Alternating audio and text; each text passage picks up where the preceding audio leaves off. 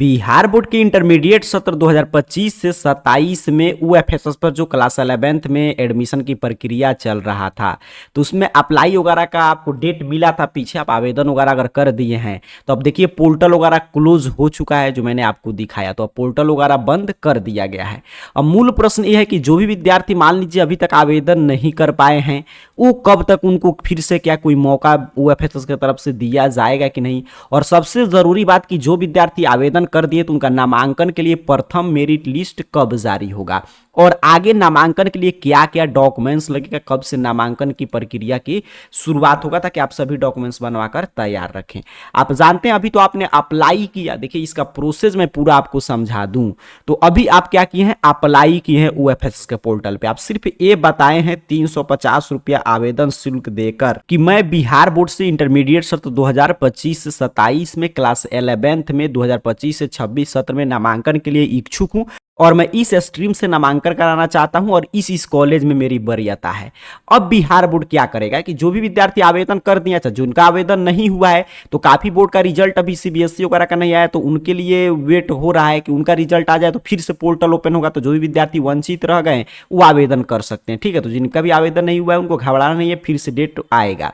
अब बाकी विद्यार्थी जो आवेदन कर दिए तो उनका फॉर्म वगैरह बिहार बोर्ड के पास है। अब बिहार बोर्ड क्या करता है कि कट ऑफ लिस्ट तैयार कर रहा है। कट ऑफ लिस्ट का मतलब कि जितने भी विद्यार्थी आवेदन किए हैं और जो भी आप कॉलेज की वरीयता भरे हैं अपना क्रम में कि इसमें मैं नामांकन के लिए इच्छुक हूं, तो उसके हिसाब से बिहार बोर्ड आवेदन जितना आया है कट ऑफ लिस्ट तैयार करता है। कट ऑफ लिस्ट मतलब आपके मार्क्स पे डिपेंड करता है, हर एक स्कूल कॉलेज का हर एक साल अलग अलग जाता है। उदाहरण के तौर पर मैं समझाऊं तो मान लीजिए कोई कॉलेज है, कोई एक्स कॉलेज है और उसमें मान लीजिए 50 सीट था और परीक्षार्थी वहां पे आवेदन कर दिए, मान लीजिए साइंस का उदाहरण के तौर पे 50 सीट था और परीक्षार्थी उसमें 60 आवेदन कर दिए जिनका अंक 80% से ज्यादा था, तो उस कॉलेज का कट ऑफ कितना चल जाएगा, 81%, 82% चला जाएगा। और वहीं पे कोई ऐसा कॉलेज है, मान लीजिए वाई कोई कॉलेज है और उसमें मान लीजिए साइंस का सीट है 50, उसमें विद्यार्थी आवेदन किए हैं आपका 40 ही साइंस से और सबका नंबर कम है, सेकेंड डिवीजन भी है, तो उनका भी प्रथम मेरिट लिस्ट में नाम आ जाएगा। मतलब कि कितना कॉलेज में सीट है, कितना अंक वाले विद्यार्थी आवेदन किए, इसी पे डिसाइड होता है कट ऑफ लिस्ट। तो अब आगे की नामांकन की प्रक्रिया समझिएगा। कब Bihar board cut off list तैयार कर रहा है, उसके बाद आपका मेरिट लिस्ट आएगा। पहले प्रथम मेरिट लिस्ट आएगा, उसमें जिन विद्यार्थियों का नाम होगा वो नामांकन करा पाएंगे।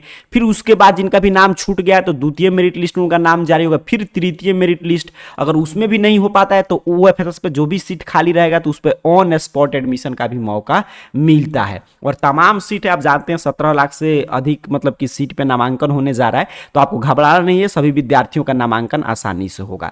तो जैसे ही प्रथम मेरिट लिस्ट आएगा आपको एक सूचना पत्र मतलब इंटीमेशन लेटर डाउनलोड करना होगा, नामांकन पत्र, जिसमें बताया गया रहेगा कि आपका चयन किस स्कूल कॉलेज के लिए हुआ है। जो भी आप वरीयता में भरे होंगे 10 या 11 कॉलेज, उसमें से किस स्कूल कॉलेज के लिए आपका चयन हुआ है, किस संकाय का चयन हुआ है। तो जो भी स्कूल कॉलेज में आपका नाम होगा तो वहां पे आपको जाना होगा पासपोर्ट आकार के रंगीन फोटो और अन्य प्रमाण पत्र लेकर। और देखिए अब वो जो प्रक्रिया शुरू होगा, यहां पे मेरे बात को क्लियर समझते चलिएगा। अब यहां पे मान लीजिए जैसे पहले अभी आप यूएफएसएस के पोर्टल पे आवेदन किए, अब यूएफएसएस के पोर्टल से आपका इंटीमेशन लेटर डाउनलोड हो जाएगा। उसके बाद की सभी प्रक्रिया नामांकन का होगा। अभी तो आवेदन आपकी नामांकन की प्रक्रिया होगा, जिस भी +2 विद्यालय के लिए आपका चयन हुआ होगा, जिस संकाय के लिए, उस विद्यालय में जाकर आपको ऑफलाइन मोड में नामांकन कराना होगा। ये क्लियर समझना है। मतलब यूएफएसएस का कार्य कितना है कि आपसे आवेदन लेना और आपका इंटीमेशन लेटर डाउनलोड करना। बाकी प्रक्रिया तो ऑफलाइन मोड में आपके स्कूल के स्तर पे जहां पे भी आपका चयन होगा वहां पे जाकर आपको कराना होगा। तो मान लीजिए प्रथम मेरिट लिस्ट आया तो पहला कंडीशन ये होगा कि वैसे विद्यार्थी जिनका नाम नहीं आया है, उनका नाम ही नहीं है, तो उनको घबराना नहीं है, उनको आगे कॉलेज के विकल्प में बदलाव का मौका मिलेगा। द्वितीय मेरिट लिस्ट का इनको इंतजार करना है, नहीं आता है तृतीय मेरिट लिस्ट का इंतजार करना, उसमें आपका नाम आ जाएगा। और जिन विद्यार्थी का नाम आ गया उसमें 2 कंडीशन होगा। एक तो मान लीजिए जो एक पे आप कॉलेज भरे होंगे तो वहां पे जाके आपको नामांकन करा लेना है, वो आपका चयन हो गया। तो अगर मान लीजिए 10 आप भरे हैं, 9 नंबर वाला आया जो आप सिर्फ ऐसे ही भर दिया, आपको मजबूर किया गया था 10 भरने के लिए, आप तो 1 में नामांकन कराना चाहते हैं, तो उनके लिए क्या विकल्प है। तो दोनों विद्यार्थियों के लिए, चाहे आपके आपका इच्छा वाला कॉलेज मिला या नहीं, सबसे पहले आपको नामांकन कराना होगा। और अगर आपका इच्छा वाला कॉलेज होगा तो वहीं पे पढ़ाई कीजिए। अगर नहीं मिला है +2 विद्यालय तो आपको आगे स्लाइड अप वगैरह का भी मौका मिलेगा, जिस पे आगे मैं बताऊंगा। मैं पूरा नामांकन की प्रक्रिया समझा दे रहा हूं।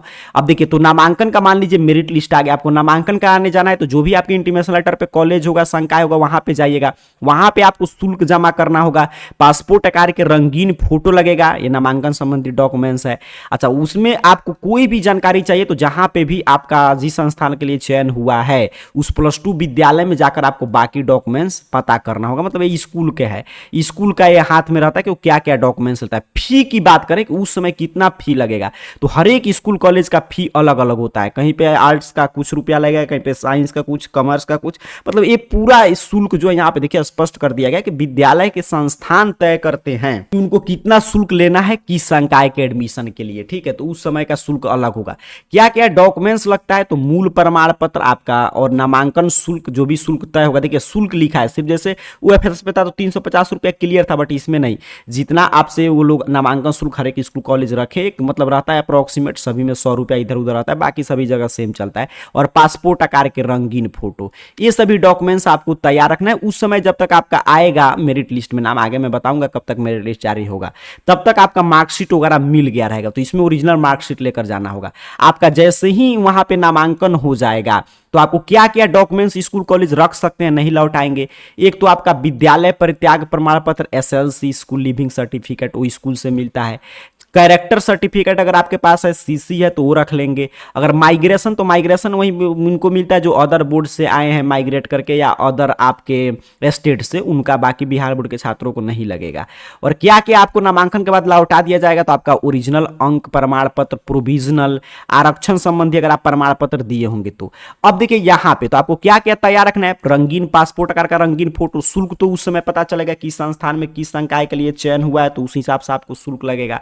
अगर आप चाहते हैं इसमें आरक्षण का लाभ मिलता है, जो ये नामांकन होगा आपके जहां पे भी आपका नाम आएगा उसमें, तो उसमें आपके कास्ट कैटेगरी के हिसाब से फी में छूट मिलेगा। तो अगर आपका मान लीजिए आप जनरल के हैं तो कोई बात नहीं, अगर आप SC ST OBC EBC या EWS कैटेगरी के हैं तो आप अपना आरक्षण संबंधी प्रमाण पत्र बनवाएंगे तो उस समय आपको छूट मिलेगा नामांकन में, तो आपको बनवा लेना है।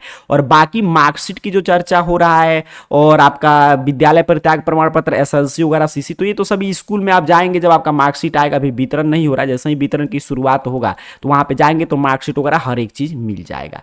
तो ये तो हो गया नामांकन की प्रक्रिया की जिनका नाम आ गया, अगर वो स्कूल कॉलेज से संतुष्ट है तो इस तरह जाकर अपना नामांकन वहां पे ले लेंगे, जो जो डॉक्यूमेंट्स यहाँ बताया गया वो डॉक्यूमेंट्स तैयार करके।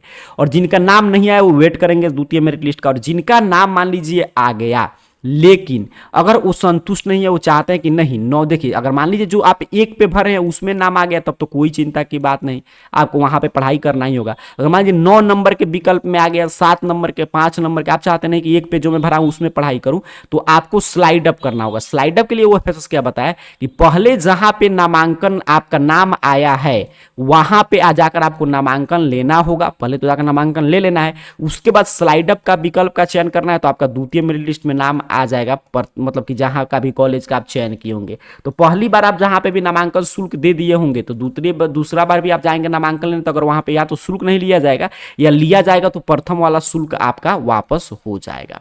तो ये है स्लाइड अप की प्रक्रिया। ठीक है, यहाँ पे क्लियर आपको समझना है।